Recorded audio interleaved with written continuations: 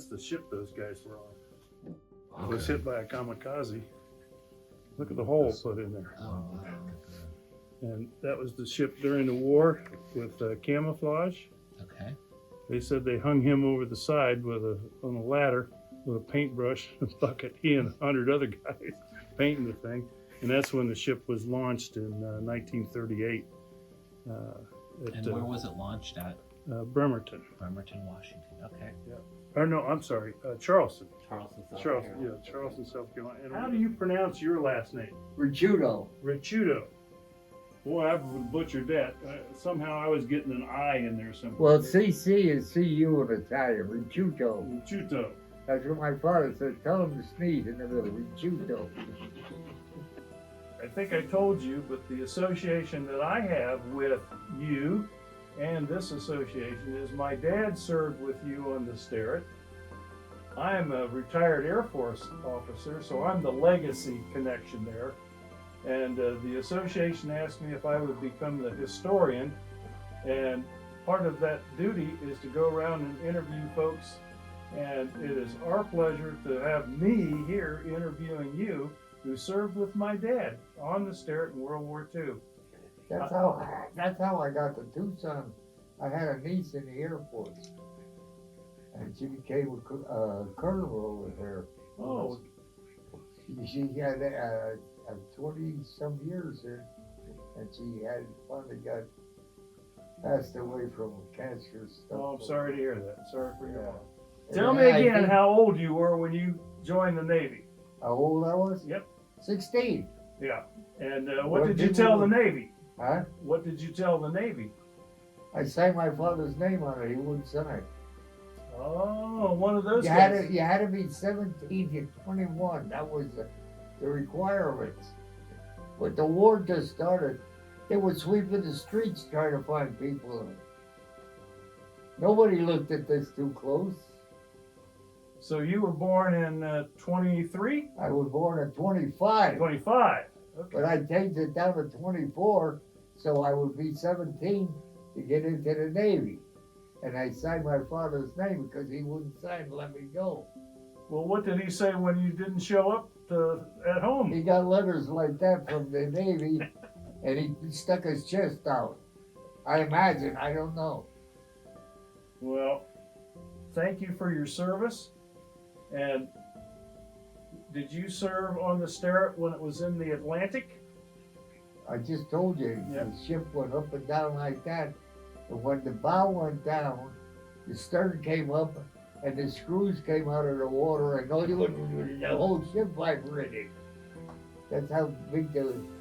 If you've never been in the North Atlantic, you watch some of those fishing boats that are pushing with crab, and you got a small idea of what it is in the North Atlantic in the wintertime. So it was better in the Pacific? Actually, yes, the water was much more. Didn't have all those big waves and banging up and down all the time. Actually, it was pleasant in the Pacific. When I first got to the islands down there, when we first started going to Guadalcanal, the islands were still had natives on them. They came out to the boat with their canoes over there. We swapped them pillowcases and blankets for their knick-knack shells and whatever it was. Wow. So you went through the Panama Canal to get over Right. to the. We escorted the Queen Mary back from England, coming back this way, and we were doing 32 knots, and she was running away from us. She had 4 boilers, we only had 2. So she could do 32 knots for all day and all night. We had a hard time keeping up with her. That We must got have. to the East Coast. She went our way, we went down and went through the canal. Went to San Diego, got refitted in San Diego, went to Pearl Harbor, and Iwo Jima, and Tawara, and all the islands all the way from there, Guam and the Philippines, and all the way right till we able to become a cousin. Now the book Tin Can Sailor by Captain Calhoun mentions this big battle at Guadalcanal. Do you remember that battle? I was in the number 2 gun when that was all off. And the only reason we didn't get sunk is we were too close to this battleship. And they swept everything off from the stack all the way to the fantail, because I don't think their ships, their guns could elevate down. We were that close to them, or they would have hit us below the waterline and sunk us. And what I remember mostly is somebody fired a star shell, lit up the whole place. And I looked out from the gun, and I could look up, and there was the battleship right there. And our guns were hitting the bridge up there. We had all 4 guns trained on the bridge of this battleship. And I think they fired 4 or 5 salvos into this thing, into the bridge of this battleship, and also put some torpedoes in it. There's a section of the book and also a diary written by a gentleman by the name of McWhorter, he was the torpedo supervisor, and he describes this battle of shooting torpedoes into that battleship. Were you able to see any of those explosions? No. Because you were in the turret? I was in the turret, but I opened it. They had a door right by me. And when you were in the turret, you sat on a steel deck. So what you did is you took off your life jacket, you sat on your life jacket to keep it. That's pretty colorful description there, George. Well, you tell it like it is.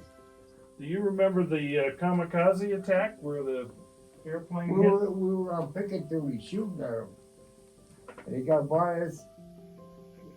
The fleet to invade Japan was forming on it, and there was more ships there than you could see. From the bridge you looked down that way, there were all kinds for miles.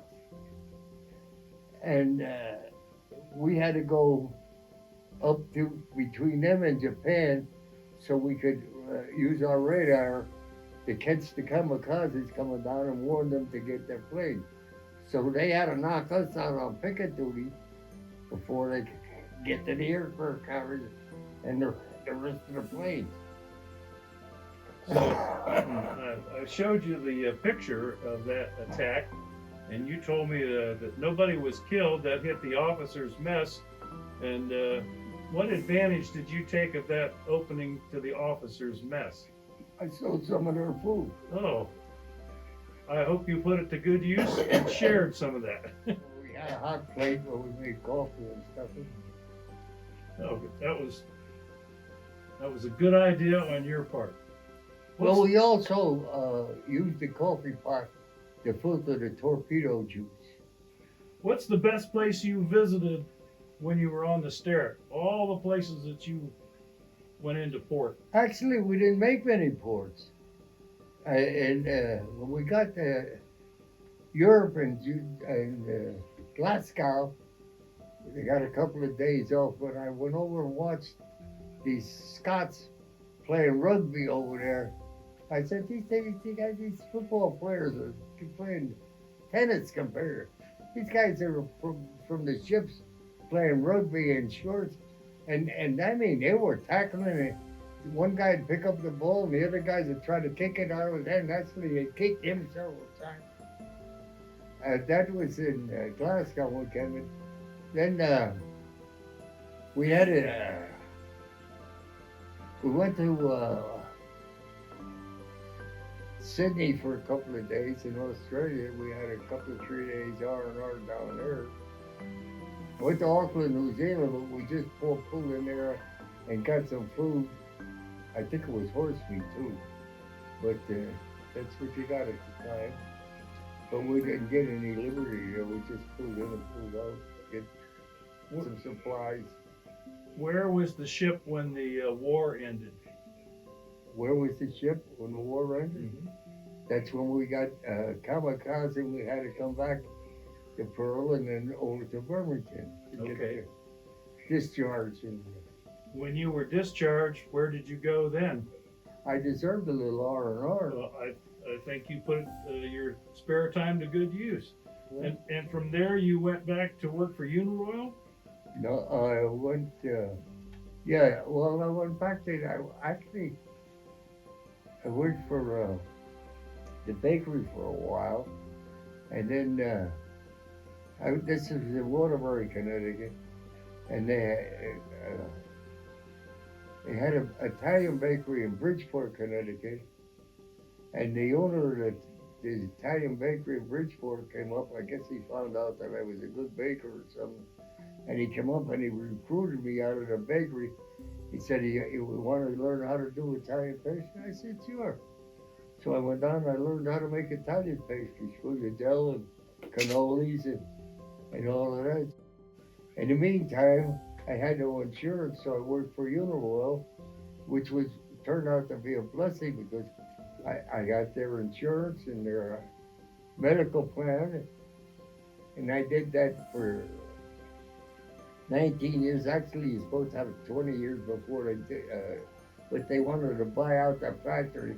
I belonged to this golf course, and I went to work on the golf course for 12 years, where I played golf every day. And well, you were living the dream.